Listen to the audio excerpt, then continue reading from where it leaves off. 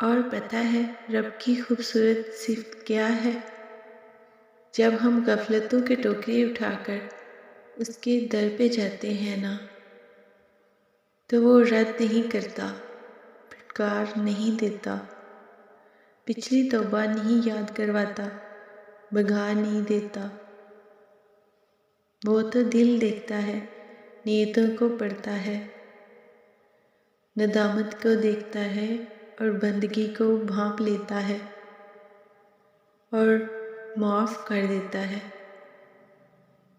پھر کیوں وسوسے ستا رہے ہیں تمہیں؟ کیوں خود کو اتنی مشکل میں ڈال رکھا ہے، جب تمہارا رب تم سے کہہ رہا ہے کہ ڈرو نہیں اور نہ غم کرو، یقیناً ہم تمہیں بچانے آ رہے ہیں۔ تو پھر بے خوف ہو جاؤ جب اللہ نے کہہ دیا کہ وہ تمہیں بچانے آ رہا ہے۔ تو کس میں اتنی جرأت کہ اس کے راستے میں کھڑا ہو سکے؟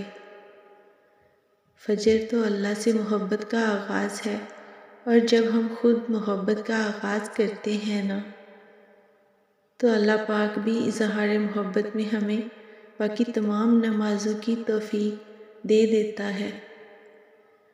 جن کو چاہت ہوتی ہے وہ انہی کو اپنی طرف بلاتا ہے، اور پھر یوں رفتہ رفتہ محبت کا یہ سلسلہ تہجد تک پہنچ جاتا ہے۔ اور تہجد تو پھر ملاقات ہے اللہ سے، بس پھر جب اس سے ایک دفعہ ملاقات ہو جائے تو انسان مکمل ہو جاتا ہے، اور یوں اللہ اپنی محبت سے نواز کر دل مطمئن کر دیتا ہے۔